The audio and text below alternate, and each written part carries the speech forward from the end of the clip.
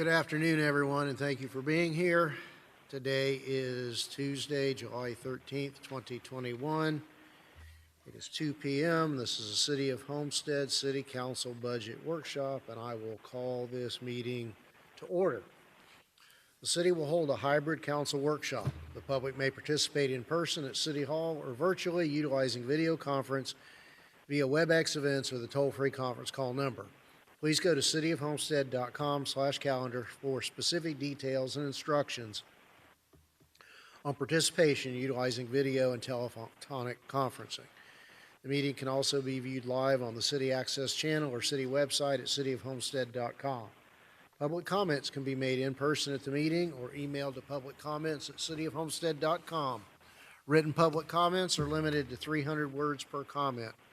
Public comments should include your name, address, and your comment, and such can be submitted up until 30 minutes after the end of this workshop and will be included in the minutes. Roll call, Madam Clerk. Councilman Fletcher. Here. Councilman Roth. Here. Councilwoman Bailey. Here. Councilwoman Avila. Here. Councilman Shelley. Vice Mayor Fairclough Staggers. Mayor Lawson. Here. Thank you. All right. Our first item for discussion is car number 3263, fiscal year 2022 budget workshop. Madam Manager? Thank you, Mr. Mayor. We'd like to begin the workshop with a pre-recorded presentation by our Finance Department.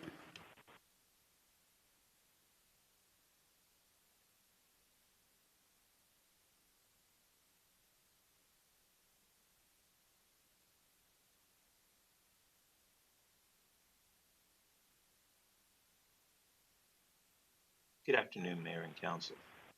The purpose of this fiscal year 2022 budget workshop is to provide you with the status of the general fund budget as of today and to present you with an overview of items for consideration that could impact the fiscal year 2022 budget and how these items may need to be funded. Since most of these items have a recurring cost component that will require matching recurring revenue, staff will provide you with a corresponding incremental millage rate increase needed to fund any or all of the items presented this afternoon. In providing you this analysis, Council will have a better idea of where to set the ceiling on the proposed millage rate to be established at the July 21st, 2021 Council meeting. The proposed millage rate will be the rate appearing on the property owner's trim notice in mid to late August. Once this rate is established, Council will have the ability to reduce the rate, but not to increase it. Therefore, if there is any interest in the items presented this afternoon, it would be recommended to set the rate at the appropriate level, giving the Council and the staff the wiggle room to fine-tune the budget in the coming weeks leading up to the September budget hearings. Again, the focus of this workshop is on the general fund since the main source of recurring revenue is property taxes. While the Miami-Dade County Property Appraiser's Office establishes the taxable assessed values, the City Council establishes the millage rate. The two factors result in the property tax revenues to the city. First, let's step back to where we were last year in preparing the fiscal year 2021 budget. We were facing huge uncertainties as a result of COVID-19. Amidst the projected loss in revenues, the department were asked to make cuts in their budgets in order to present Council a balanced budget before any additional requests. Budgets were reduced by approximately $1.9 million. Then Council requested additional police officers and public safety equipment, but with no millage rate increase. Staff made additional reductions in the general fund budget of approximately $600,000. Total reductions and cuts amounted to $2.5 million in order to fund those additional requests and balance the budget already reduced by projected lost revenues. This is the base budget for all departments for fiscal year 2022. So now let's see where we are in the current budget process for the general fund. First, we look at revenues. We are currently projecting $53,672,000 in revenues, with $18,756,148, or about 35% of this from property taxes, excluding the library tax portion. This represents an increase of $1,445,896, of which $1,280,806 is from property taxes, excluding the library tax portion. So basically, 88% of the projected revenue increase was derived from property taxes as a result of increasing assessed values. Now we turn to the expenditure slide. This table reflects the base budget by department for a total of $54,139,298. This represents an increase of $1,913,195, or 3.6% of the prior year's adopted budget. The $1,913,195 increase to the budget is for items predominantly outside of the department's control, such as $962,905 for COLAs, $401,739 for an increase in healthcare insurance costs, $208,373 for an increase in the police pension plan contributions, $253,366 for the elections in fiscal year 2022. This item represents an increase or decrease every year, and $86,812 in miscellaneous other increases for things such as contracts. So where does that leave us at the moment? Unfortunately, we are reflecting a gap of $467,298. We were hopeful that some of the remaining state revenue projections would have eliminated this, but while the municipal shared revenue estimate reflected an increase, the projection for the half-cent sales tax is actually projecting a reduction enough that it basically wiped out the other increase. The half-cent sales tax estimate appears to be reflecting some aspects of COVID-19 and possible new spikes in the fall, so it may be a conservative projection, and while we are hopeful that maybe in August they would revise their projections, staff is ready to deal with the gap. We are hopeful that between now and the end of August, we can reduce this gap, that if not, we may need to tap into reserves to do this. Of course, this is all before addressing additional budget requests. Each general fund department was asked to provide their list of needs and priorities, including staffing and equipment, operational enhancements, CIPs with recurring impacts, for example, if we lease finance the equipment, or CIPs that are one-time costs.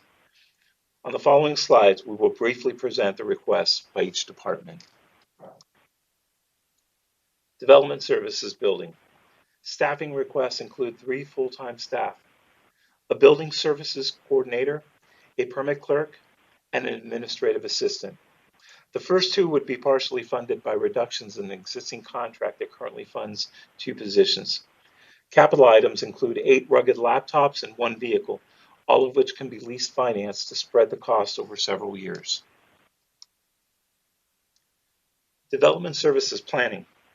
Staffing requests include 3 full-time staff, 1 city planner, 1 planning and zoning coordinator, and 1 administrative assistant.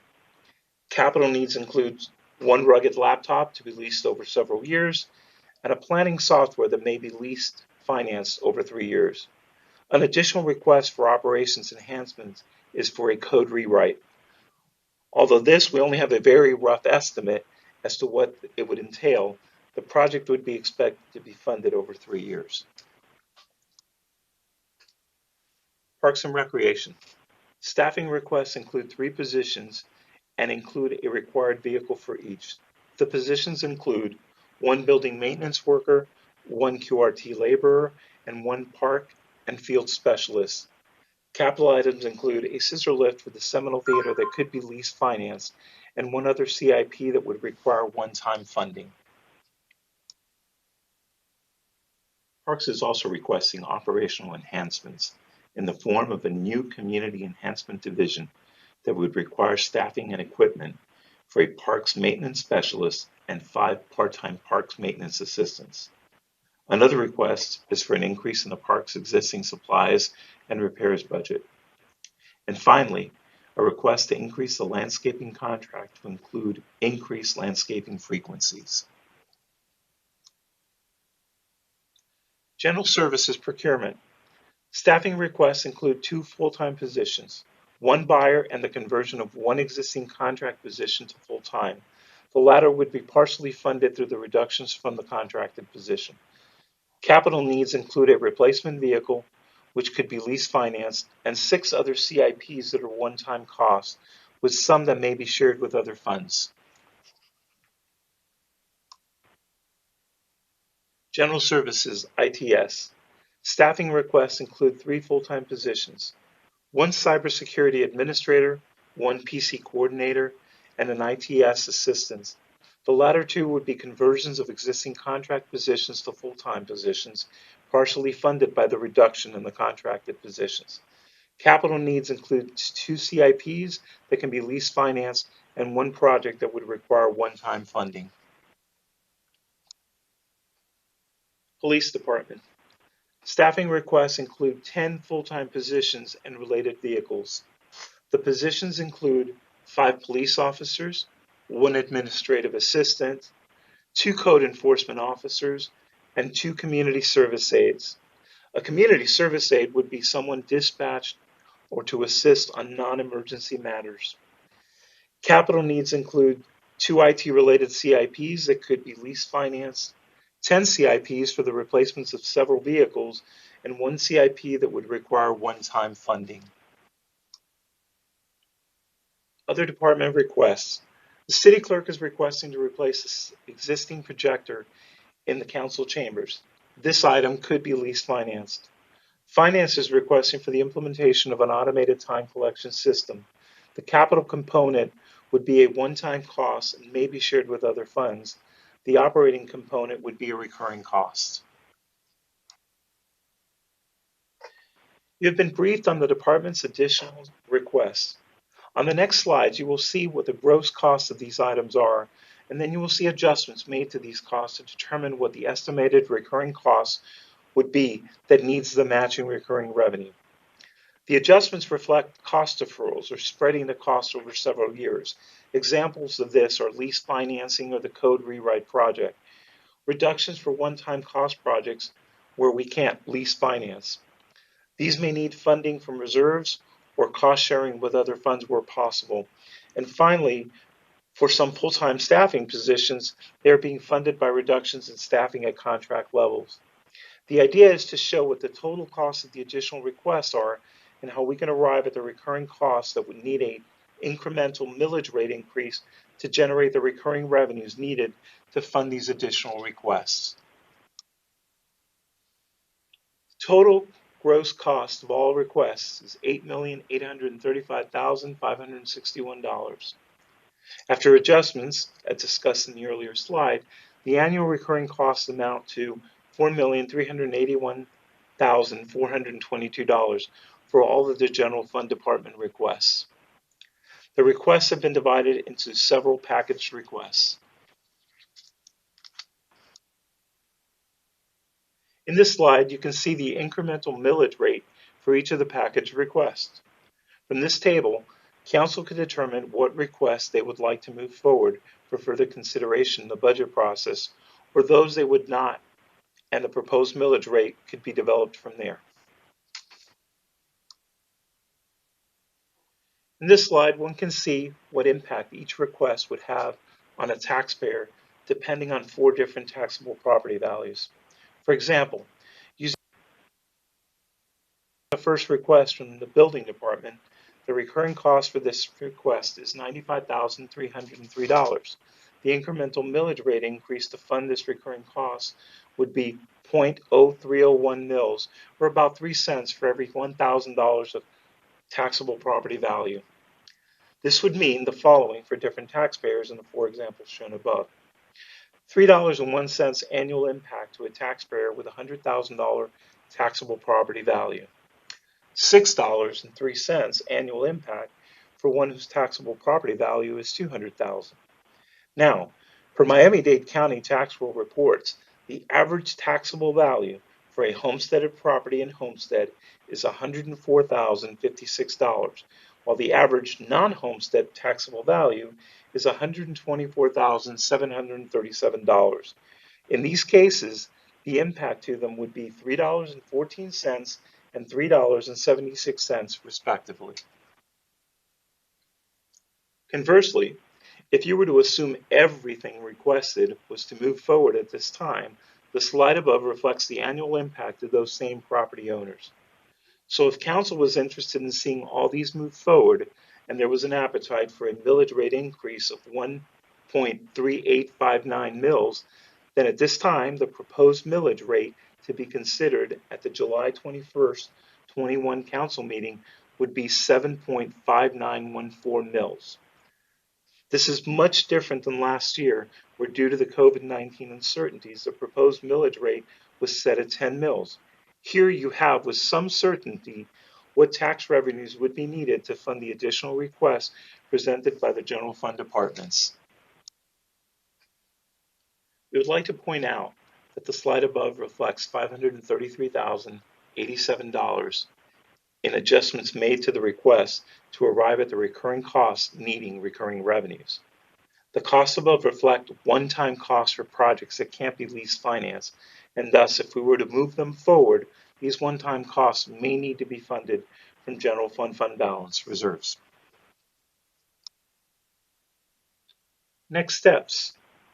Identify the proposed millage rate to be presented at the July 21st, 2021 council meeting. This proposed millage rate would appear on all property owners' trim notice in mid to late August. This concludes my presentation for this afternoon. Thank you for your time.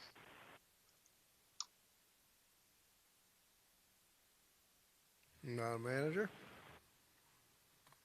Thank you, Mayor. And as Carlos said in the presentation, what we really wanted to do for the council, we're not exactly asking for more, but we wanted to give you facts and figures that you have asked us for in the past.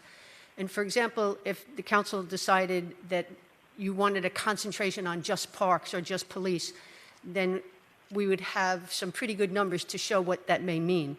So we're really seeking direction from the council on where to go from here. And in the meantime, with the number at $467,000 for the gap, we're obviously going to deal with that. We hope that in August that number will reduce greatly, but in the meantime, we'll be doing what we can to reduce that number on our end. So again, we're seeking direction from council. Thank you. Who wants to kick off the conversation from among us? Thank you. I want to thank our finance department for the presentation.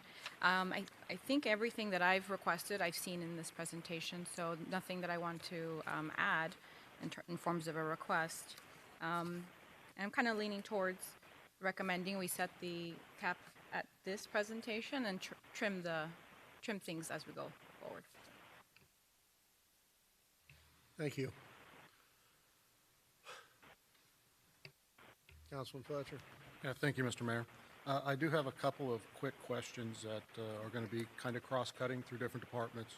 But first, I'm looking at development services. I see you're asking for another administrative assistant, a couple actually in there. How many admin assistants do we currently have in development services? We have one. You have one? Yes, sir. Okay. In 3 divisions, right? And same for the police department. How many admin assistants do you currently have? Because I see you're asking for an increase as well.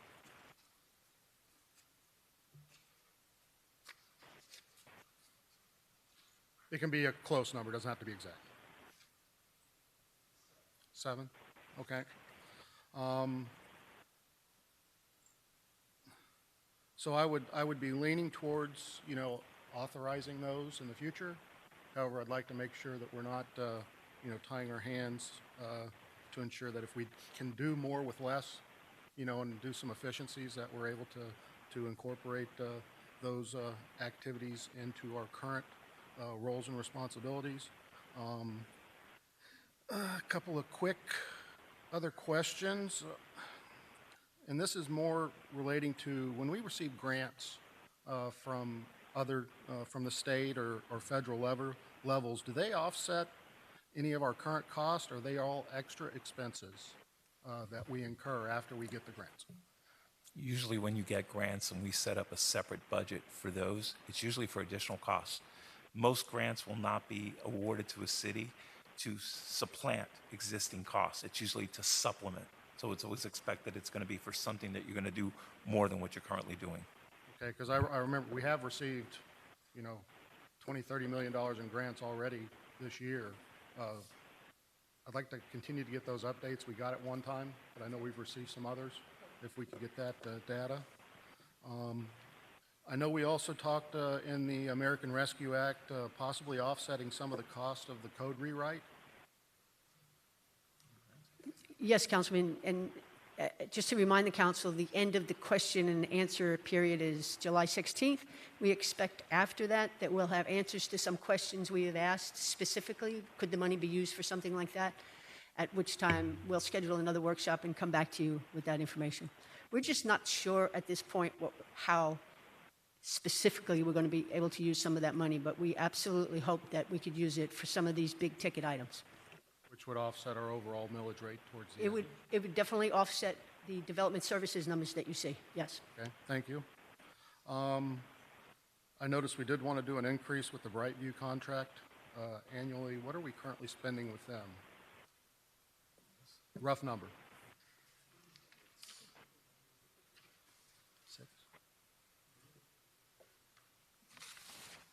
So it's currently just under 600,000. It's Okay. like 580 something. And have we been satisfied with the work they've been performing? Because I can tell you, you know, there are some places that need to be addressed, and Granted, it's going to be going out to bid next year, but this, regardless of the going out to bid, we're just recommending increasing the frequencies. Right now, we only mow 29 times per year. This would be, the proposed increase is equitable to what's like in the HOAs or other cities okay, and that then have a higher level. okay, I appreciate that, Pedro. And also, I do know that we do utilize the inmate folks as well for some of this activity. So I don't know if we can utilize them to help offset some of this cost, you know, in the future as well. We currently still do not have our inmate crews back due to the statewide shortage. Okay. Thank you. And my last question, do we currently know what the county is proposing for a millage rate for 2022 for the county level? No, sir, we don't. Okay. I'll reach out to my representative, see if they can provide us some information, and we'll go from there. That's all I have. I believe that was going to happen today. Was going to happen today. So, you know, that can help drive some of the decisions we make too. So that's all I have for right now, Mr. Mayor. Thank you. I may have others later. Thank you. Thank you, Councilman Roth. Thank you, Mayor. Carlo, how long has it been since anyone up here has actually raised taxes in the city? I don't think since I've been here. I've been here almost going on 9 years, so. All right, so 2009. 2009. the perception is that we have raised taxes, but the reality is everyone's property has become more valuable, so the taxable value of the property determines what their property tax bill will be. Is that correct? Councilman, anytime you don't go back to the rollback rate, it is technically a tax increase. It is technically a tax increase. Okay. While we have not raised the millage rate, anytime you don't go back to rollback rate, it is technically a tax increase. And what would the rollback rate be versus the millage rate?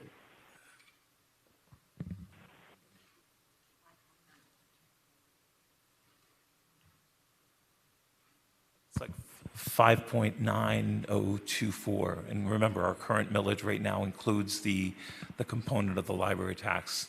So we're at 6.2055, I believe. Yeah, we're at 6.2055. And that would be one of the calculations that we reflect in the agenda when we do the proposed millage rate. I believe we have to show what the percentage over the rollback rate is. Right. So even though the millage rate increased in the city, the city, the taxpayers didn't see an increase because it was really a switch. Went from one line to another line, but it didn't increase their taxes in any way, except for if their property assessed values increased. You're absolutely correct. Okay. So we've come from a time where in 2009, 10, 11, where we lost that assessed value by almost half, to a time where we're getting back to those levels without having even increased the millage rate. Is that correct?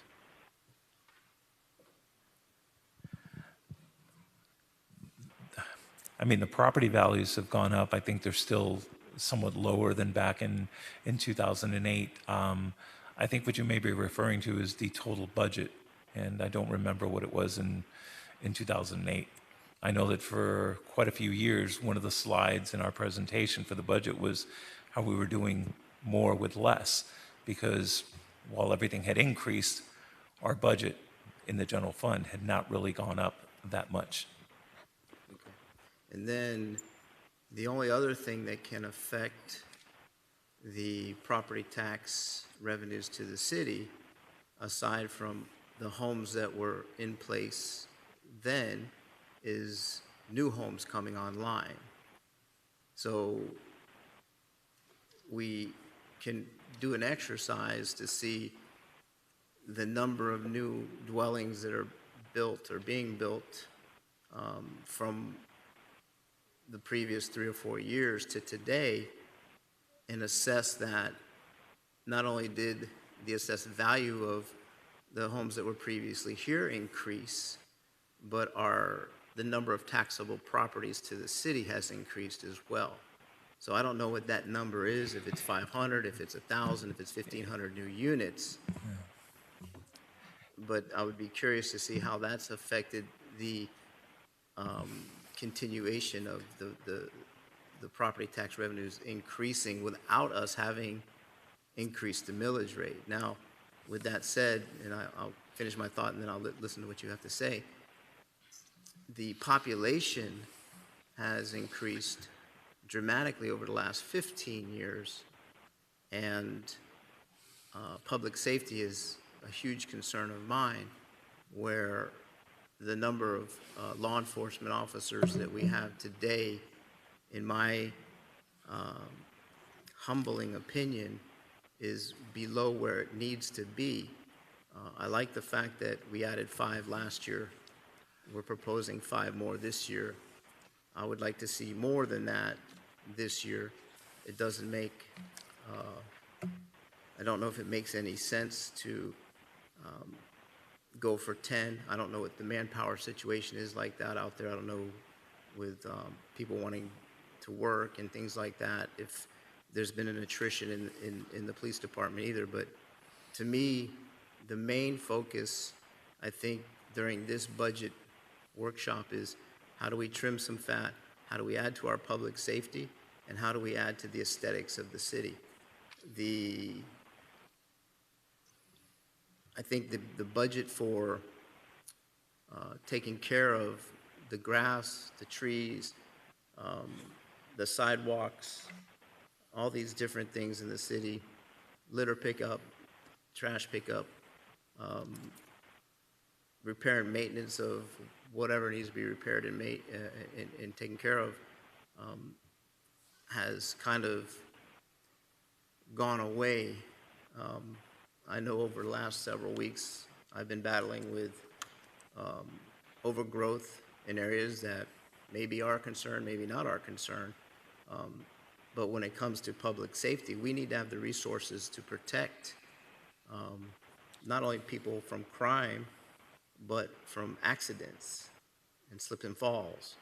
And if property owners aren't responsible enough to tend to their properties, then we have to take care of that and figure out how to take care of the building portion of that. So I know aesthetics is important to me. public safety is important to me, conditions of the roads, and I'd be curious to know, does anybody know exactly what Brightview is responsible for? What trees, what lines of trees, what grass areas are they responsible for? And who follows up on those things and make sure those things are getting done? I know that through the villages, the grass grows real high during the summertime, and trees along the walkways and in those areas aren't maintained, and residents call me, and sometimes, they get fixed, sometimes they don't. I noticed the lake area around Audubon Park is looking a lot better than it used to look as far as the marsh, and I haven't complained about that in a couple of years, but it's looking pretty good.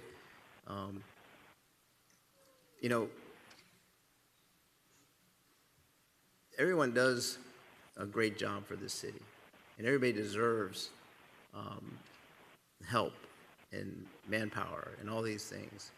But I think Councilman Fletcher said, can we do more with less? And sometimes we can and sometimes we can't.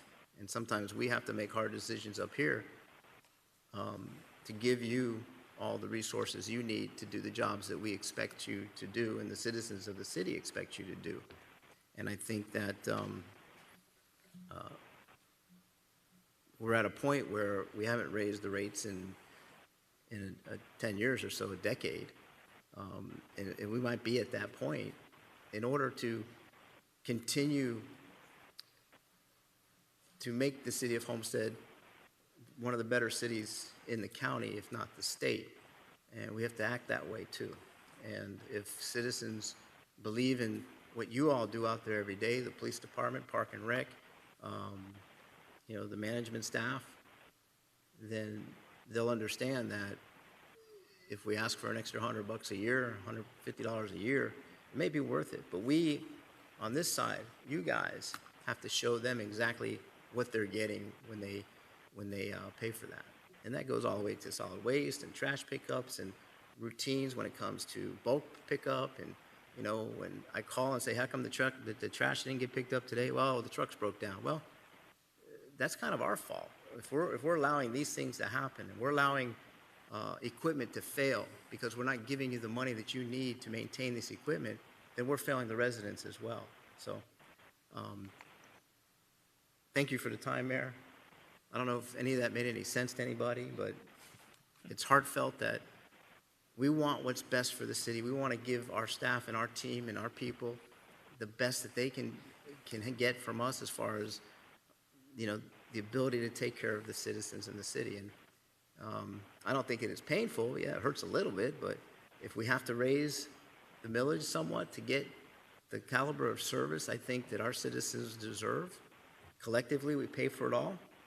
I own real estate. All of us own property. We all have to pay the taxes. And I believe that our citizens deserve the best, and our staff deserves the best to give that kind of service to our city. Thank you, Mayor. Thank you, Councilman Roth. Councilwoman Bailey, would you like to weigh in at this point?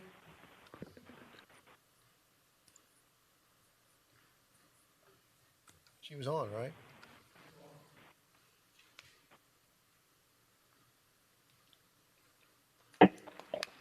Oh, that one. Okay, I'll be back in a little.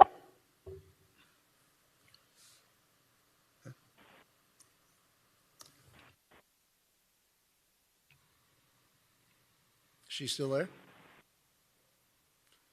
Councilwoman Bailey, if you're speaking, you may be on mute. We don't hear anything.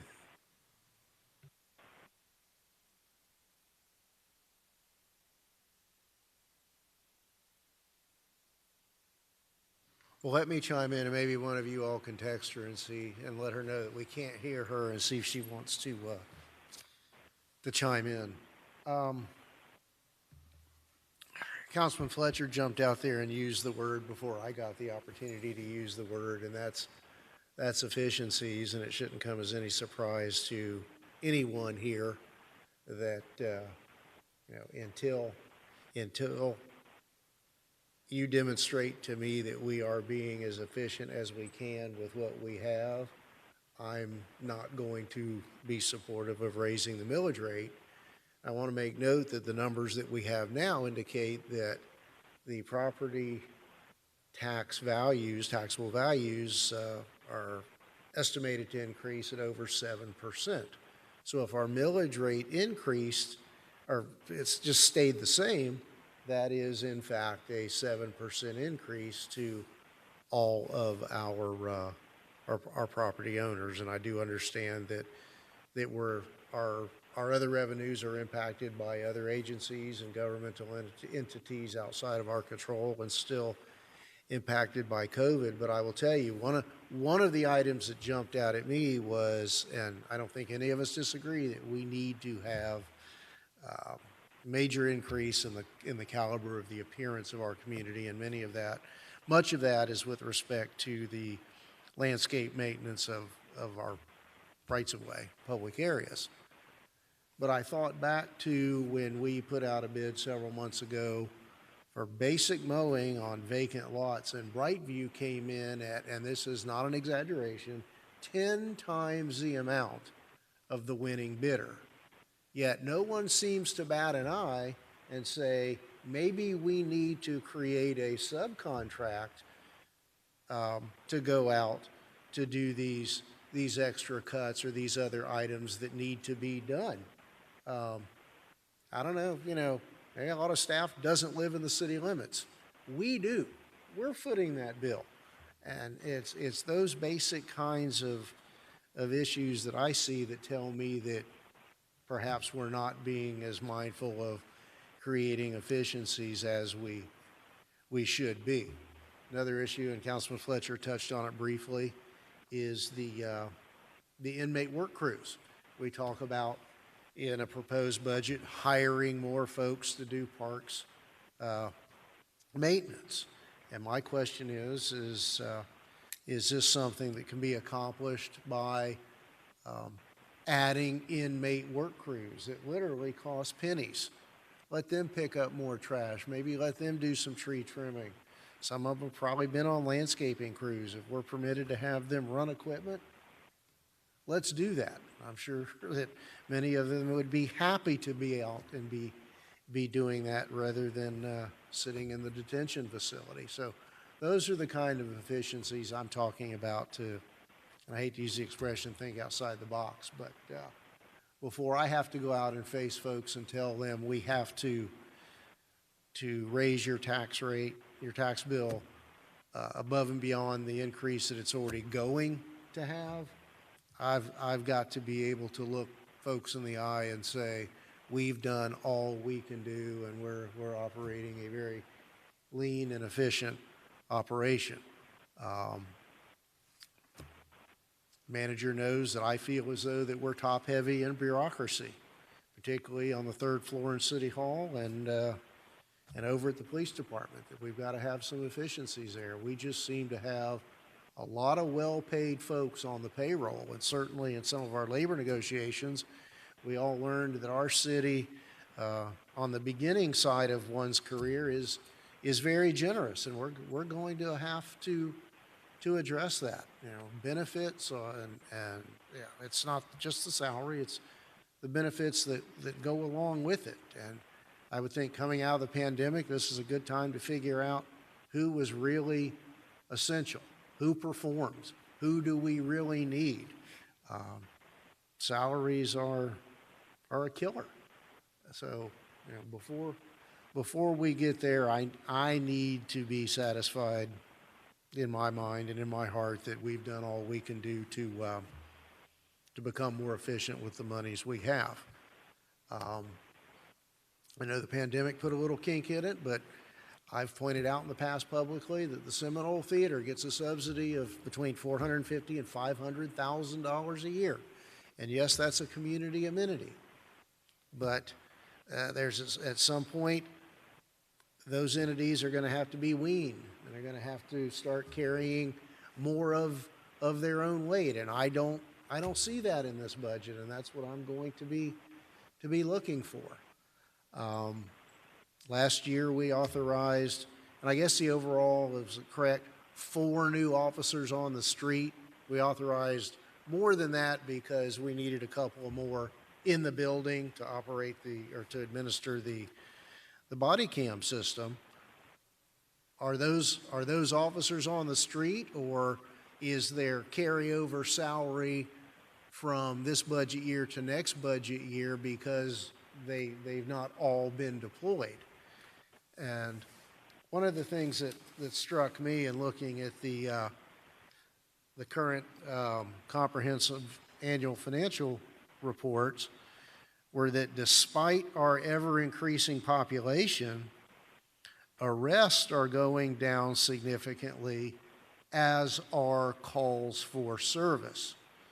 So, I'd like to know what the justification is for an additional 5 to 10 officers in this coming budget year. That last year we estimated that at $150,000 an officer, when our arrests have continued to decline for the last 3 years, as well as our calls for service, notwithstanding the increase in population.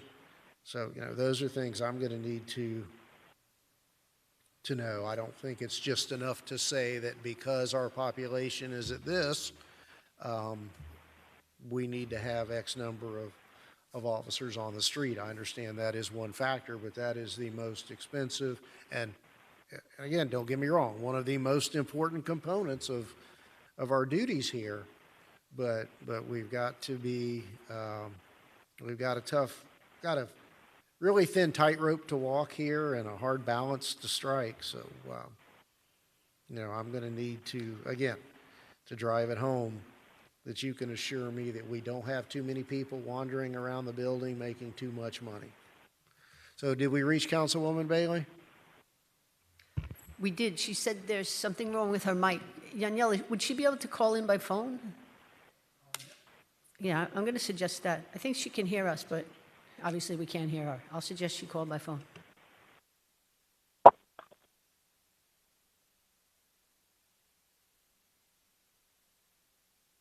Sure, Councilman Roth.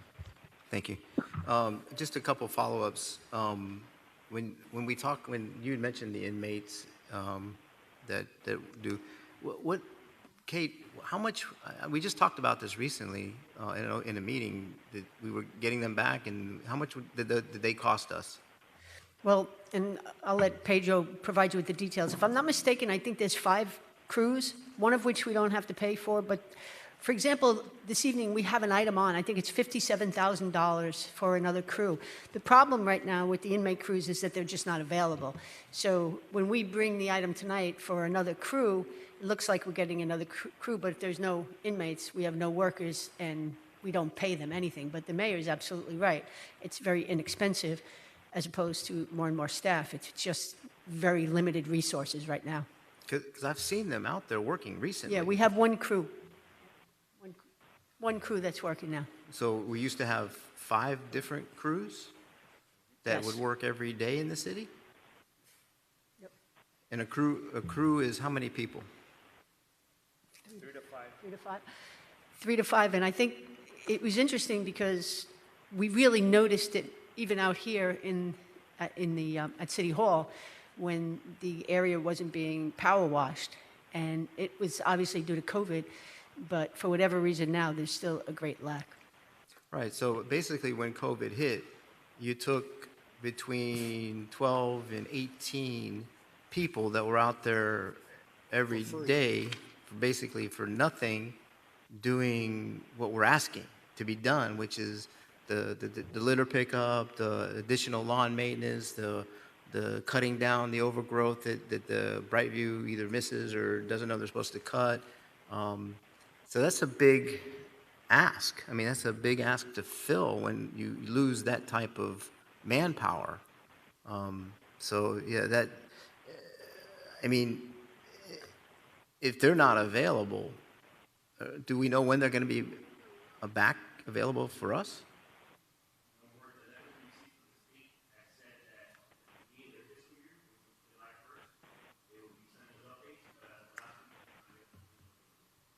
So we're not paying for these. That's correct. We're not paying. All right, so if we're not paying for them and we haven't paid for them basically for a year, is that right?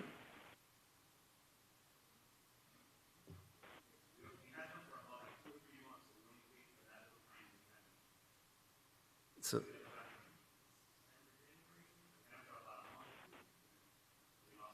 so that sounds like to me between $250,000 and $300,000 that we didn't spend last year on that service. If there's 50 some odd thousand per group.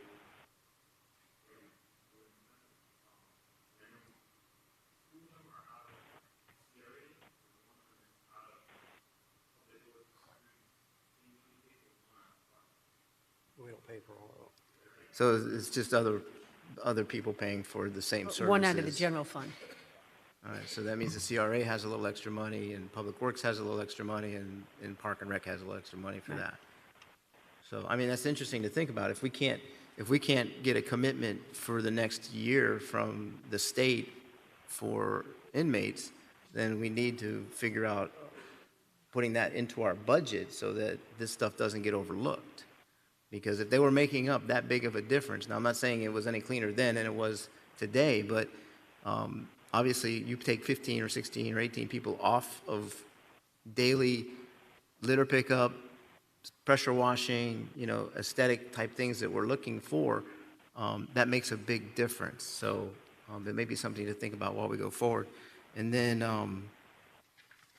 the mayor mentioned the number of calls that the police department's handling and arrests are down, which I don't know if arrests being down is a good thing or if it's attributed to good police work or whatever. But I don't make this a secret. I listen to the radio quite often, listening to our dispatchers that do a great job. And I listen to the calls that go out, and the number of times that I hear the dispatchers asking for units to clear because calls are holding and the backup of calls. When it's an emergency, it's all hands. I mean, those guys stop whatever they're doing and they go and they have the backs of each of the officers that are responding to these calls. But it's the routine type calls that the number of, and Chief, tell me if I'm wrong, I'm wrong, but the number of domestic calls you guys handle is unbelievable. The 34s that go out every day, and that's just people fighting. Husband, wife, boyfriend, girlfriend, sister, brother, mother, father, it doesn't matter. That, to me, when I listen, that makes up a big portion of the calls that you guys respond to. Not to mention all the 18s you guys get, hit and runs. And I think the other day they were successful and they caught one of the hit and run guys. It happened on 6th Avenue in Maori, and then ended up catching him somewhere out west. And just the guy who hit somebody else and took off because he didn't want to get his ticket, whatever it was. But this city has grown tremendously over the last 15 years, and our population went from before Andrew at 25,000 to, we don't know what the census is going to say, but it's got to be over 80,000 now. And, you guys do a great job, and I hope that we can get you what you need to take care of these people. But the calls, are the calls down or are they up compared to what they were, last year, the year before, and the arrest as well? I think we need to turn, Chief. Well, I think the call for service that the mayor was talking about, it doesn't include a lot of things that they do outside of just responding to calls. As you know, we have to be very proactive in our city to maintain the safety of our citizens. So we do a lot of extra things. We take a lot of 13, which is business watch and residential watch. We do L5 calls, we stop subjects. And I can go on and on all the things that we have. We got a category of things that we request them to do when they're idle, when they're not dispatched to calls. And in all honesty, we work a lot of years to get Homestead the way it is today. It wasn't done overnight. and we take pride in our city to the point where we don't want to be reactive. We want to be proactive. And we don't want it to go back the way it was back 30 years ago when it was, kind of like infested. But we're at the point now where we want to stay proactive.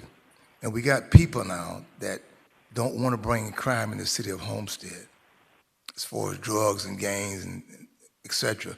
A lot of stuff we can't control, like I said, domestics and a lot of things that happen within the city, we can't control that. But at the same time, people in Homestead, when they have a problem, they want the police to respond. And if you want to go backwards with that, we can stay stagnant, and that's what happened. But as you all can see, all the years that you all been on council, people don't come to a council meeting complaining about the police not doing their job, not responding, not taking care of citizens. And we want to keep it that way. So we're not asking for that much. Even the ones we got doing the body camera issue, we had 3 of them. We had 3 of them had to go to work with the body cameras. We took a look yesterday at that, and it's astounding what we got to do. It's unbelievable. We just got 500 requests just from state attorney office, this year on videos. We probably reviewed, I don't know how many. I got a list here, but it's a lot that goes on in the city that people don't know about. And I haven't been asked, and like I said, this is not for me or the department. This is for this community, and we want to maintain the respect we have in this city.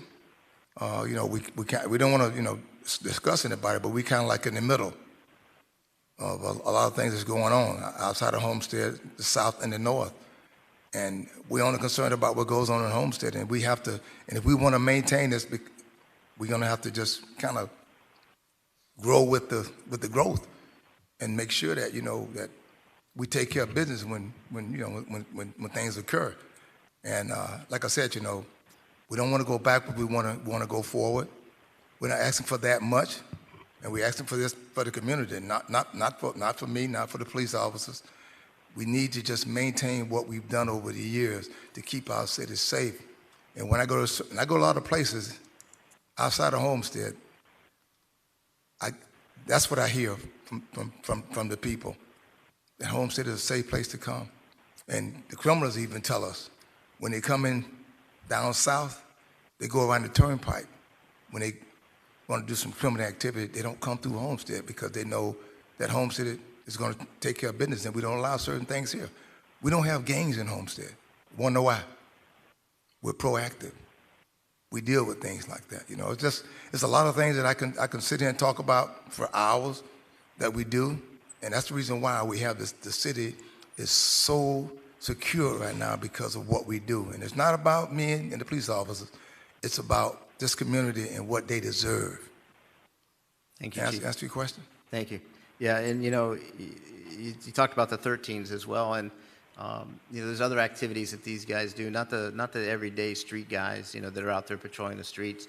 And every once in a while, the radio goes quiet, and the next thing you know, you start hearing 19s.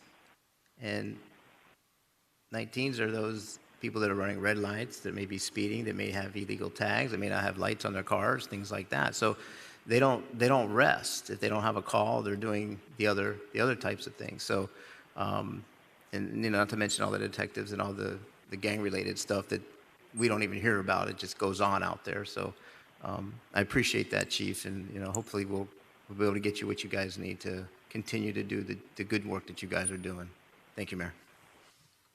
Thank you. One second, Councilman.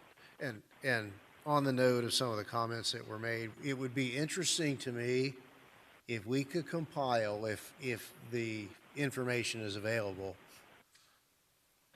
a profile of the total number of arrests in a given time period in Homestead. How many of those are Homestead residents, and how many of those are coming from those lovely projects that are now lining Moody Drive and US 1? And we all need to recognize that the problems aren't necessarily all here. They're coming here from outside. And I think that would be, one of those arrows in our quiver when we go to do battle with the county over this RTZ ordinance, that, you know, sheer population brings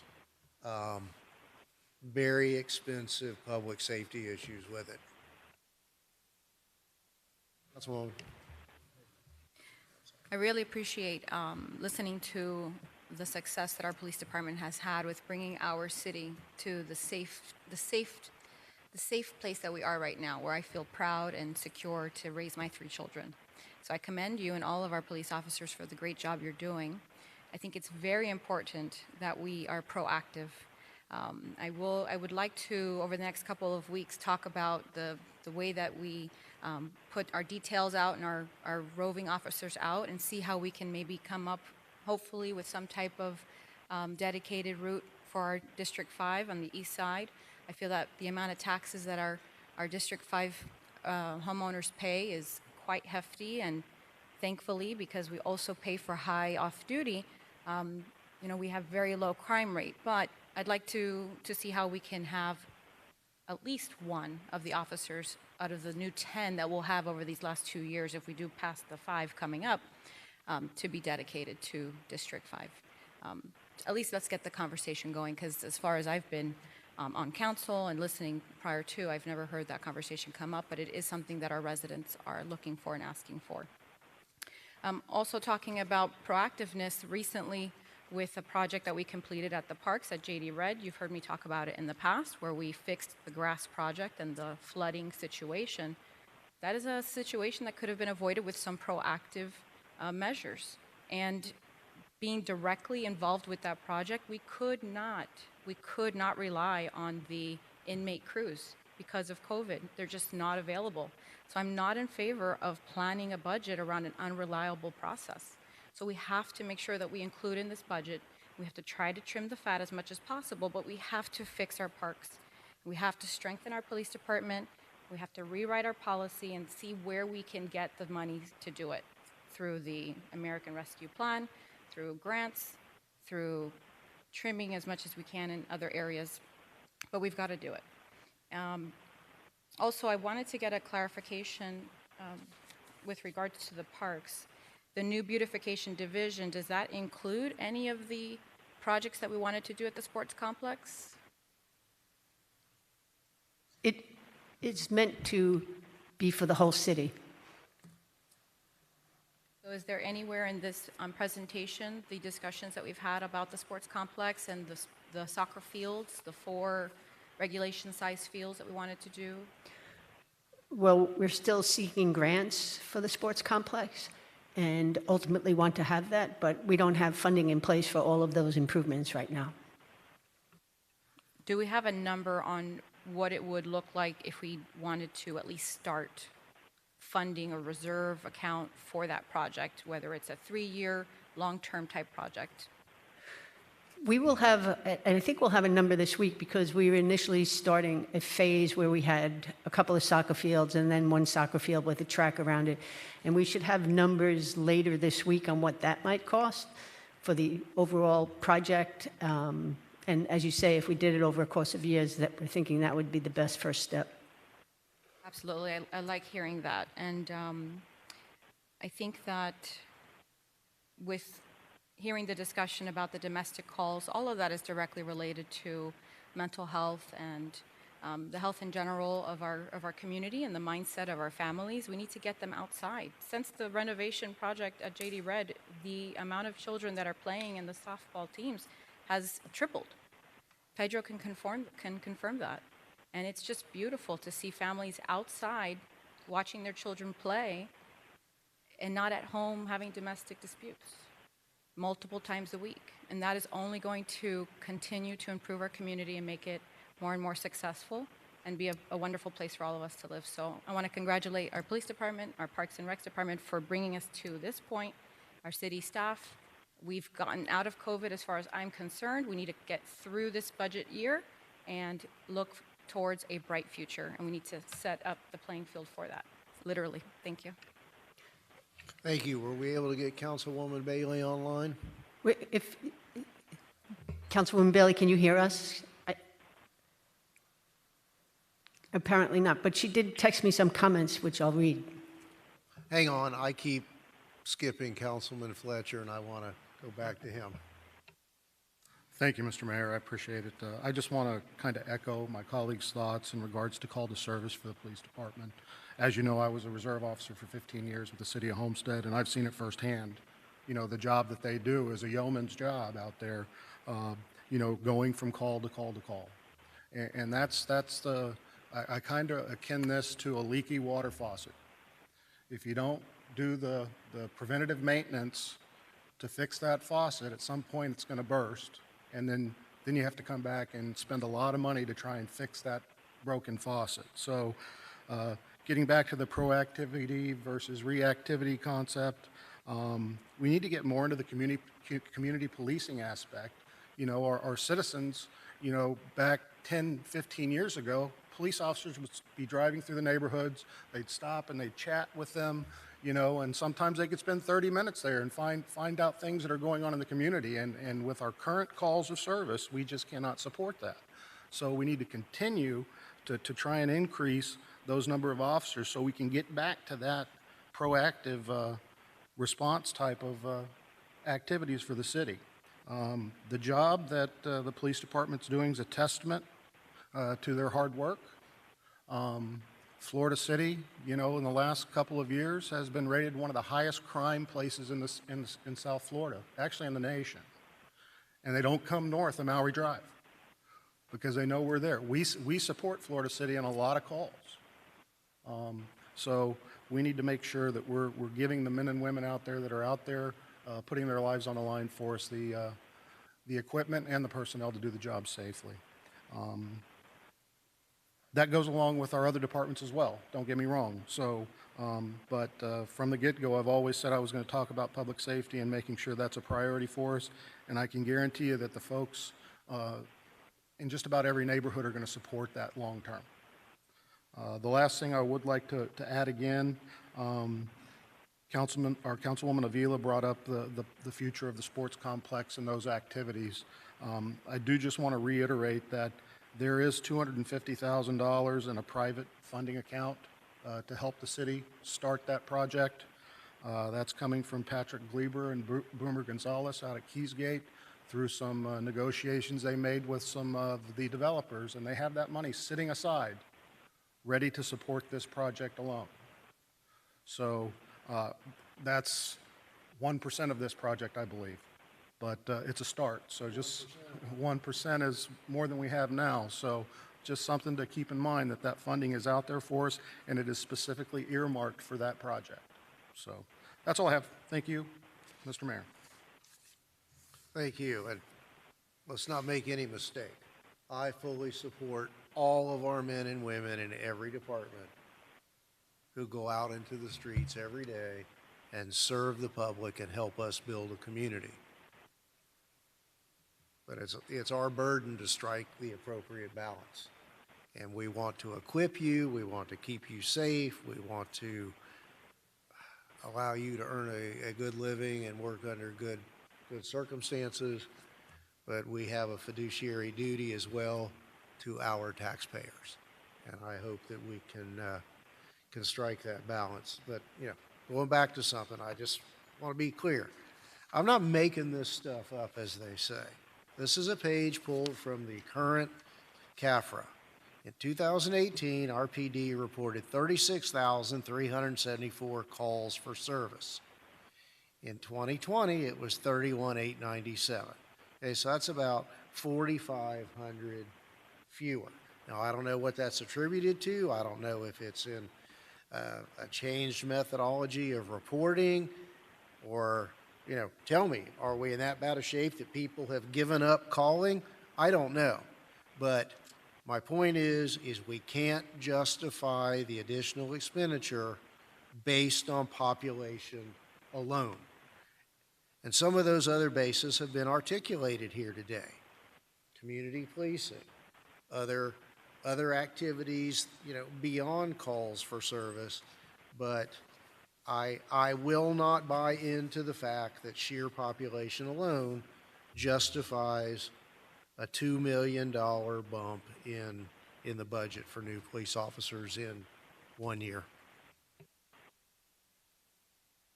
So, council, do you want to give some direction to staff? I think they expect May I us- read the Yeah. comments from Councilwoman Bailey?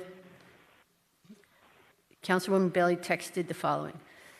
As exciting as it is to see new programs and bigger things in Homestead's future after the last 2 years, I agree there still needs to be much trimmed as many of our residents will be playing catch up for a while. I agree with trying to get more from the inmate crews and see how we can help their vaccination numbers up. I would say my top focuses right now are city aesthetics, parks, cybersecurity, code enforcement, and the community service aids. What was her last bullet point? I would say my top focuses right now are city aesthetics, parks, cybersecurity, code enforcement, and the community service aids. Oh, community service aids, I didn't catch that. Okay, thank you. You're welcome. All right, but at this point, I guess you're looking for some direction as to a millage rate to bring back at council, or at our council meeting next week for adoption as the tentative rate that'll go out on the trim notices. Is that correct? That's correct. And really just so that as a council, you could be in a better position, because if you remember what we did last year, what went out, it was much higher. And we ended up not raising it, but we just thought with these facts and figures, you could be able to set something next week and then in the subsequent weeks decide ultimately what the final millage would be.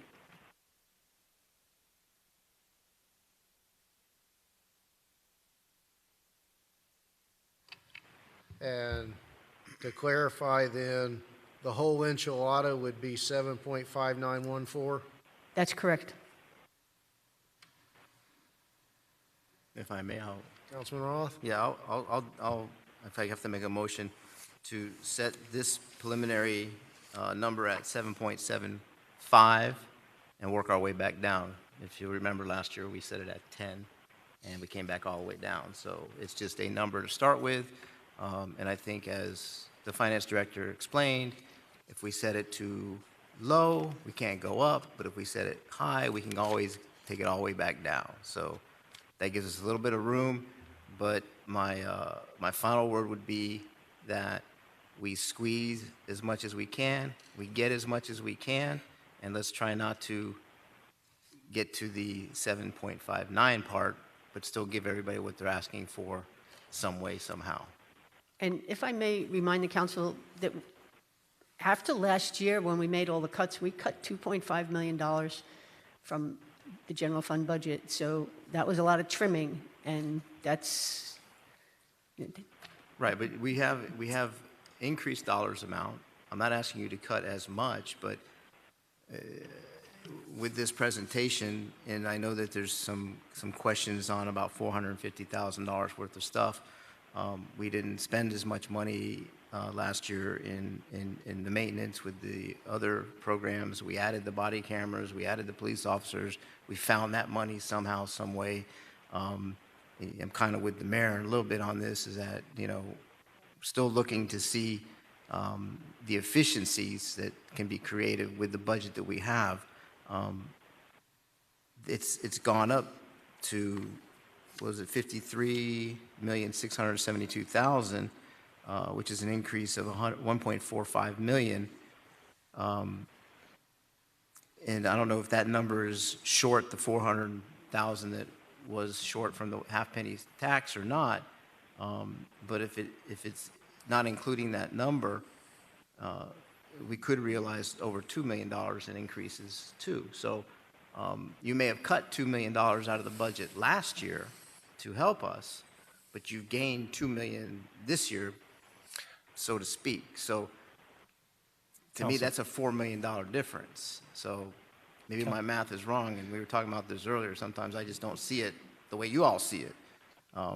It's numbers to me, and how you get to those numbers may be a different thing, but that's what I'd like to do, is set it at the 7.75. We've got how many more meetings before we lock this thing up? At least 2, right? The 7.75 is what will go out to our Right. taxpayers. Yeah. That's what the proposed will be, but obviously it'll come back down. I mean, last year it was 10, and I don't think we got too many phone calls at 10. I mean, you had quite a few, well, you know.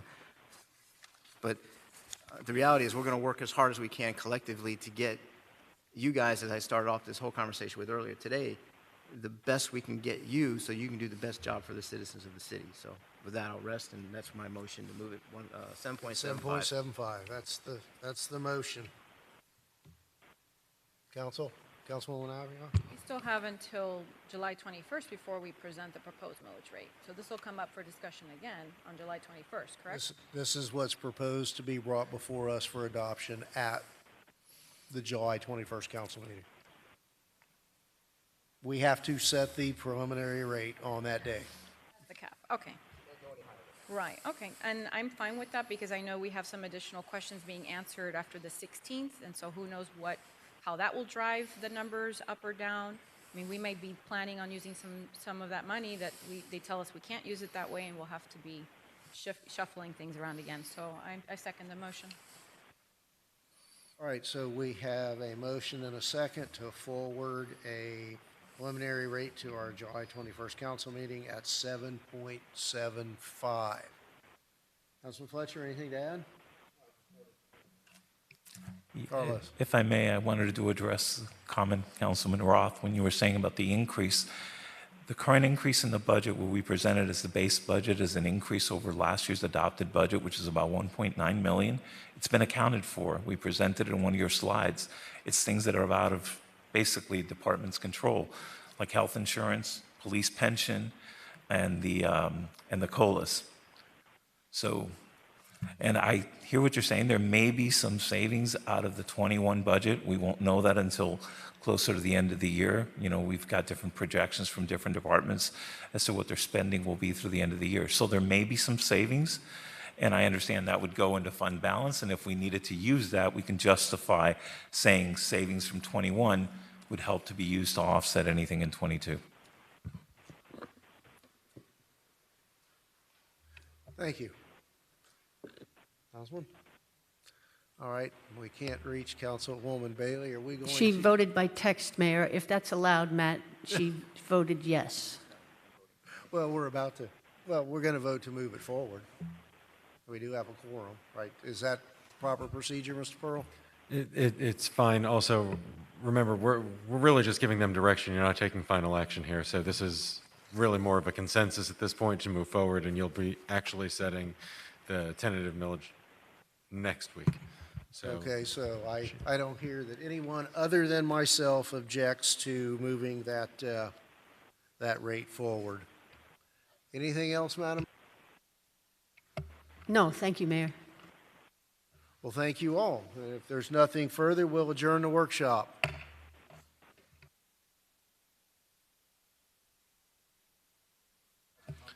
Sure. Would you like to make a public comment?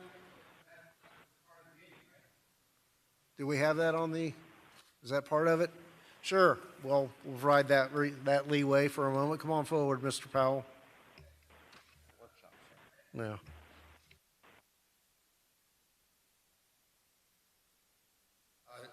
One of us showed up. I'm just curious, how's our 911 call situation? Did that ever get worked out? Did it ever get less than an hour waiting for 911? Did that ever get fixed? Just curious. Did that ever get fixed? Can we have some advice on what the average response time is? That's controlled by Miami-Dade County. That's not Homestead. You're talking about the 911 calls? Mr. Powell, are you talking about our response time or delays from the 911 center? Calling up, there was a guy who was shot in our neighborhood a year ago. They called up within an hour till they picked up the call. And I knew there was a case of who we were using as far as getting the calls at night and 24 hours, and there was a whole big thing here about that service. I just wondered if it got solved. But I'm not worried about that. Here's what I'm concerned about. We sit here and we come up with estimates of costs, and we balance a budget. Okay, we all agree, here it is, we go. In every meeting I go to, I see little items on the agenda, and that being an accountant, I'm always saying, I don't understand a little adding to the budget. Let's see if I got it here from about a meeting ago. Got one here. There was one about refinancing for $8 million. There was one here, the last meeting, about the budget. Hold on, sorry, folks. Did I get there? You added all these meetings. You add to the budget, like the last one I've got. It was like $6 million, and it talks about revenues and expenditures. Well, what is it if you add it to the budget? Is it an expense or is it a revenue? And what are you adding to the budget? And it seems to me like the original one we passed is what I call a WAG, a wild ass guess. Because every meeting we have, we're adding to the budget, 6 million, 8 million, 10 million. So when we get done, the budget's, in one case, it was like $30 million more than the original. Where is that coming from? Funds that we didn't expect? Is that coming from revenue we didn't have? And what is it? Is it an expense or is it a revenue? You're adding it to the budget. Is it a cost? And who pays for, if it's a cost, where does that come from? Is it shortfall? Can anybody answer that? Mr. Powell, let me try to give you a lay answer as best I understand it, and Carlos can jump in if I get too far afield. Okay. Many times, those are adjustments to account for the receipt of grants, okay? A grant is income. Okay. We're going to spend the grant. So the expense side of the balance sheet has also got to be adjusted. Okay. Let's say, for example, a revenue stream of sales tax or half-penny sales tax that's distributed and determined by other governmental entities is above or below what the budget anticipated, we also make those adjustments. Okay. That would be, I think, the two obvious and probably most common examples. That's correct. The ones he's talking about were the ones for the loan, but it goes in the same point. We issued debt, we got the money, and we need to show how we're going to spend it, so it's balanced. Because we have the cost like a year ago. Now, I would assume they probably track those to see how they're doing throughout the year, right? Like now we've got for next year, the budgets, okay? $1 million to the city attorney. I've never seen it $1 million. I've seen it 2+. So that $1 million, why don't you bump it to the correct cost that it is, because it's always been more than $1 million. So you put it in $1 million, where does the extra $1 million come from? Comes from someplace. So you're going to go up taxes. There is no way we can get by without, and it's going to be 20%. Everybody stay tuned. Thank you, Mr. Powell. Anyone else? All right, so we're going to re-adjourn now. Thank you all.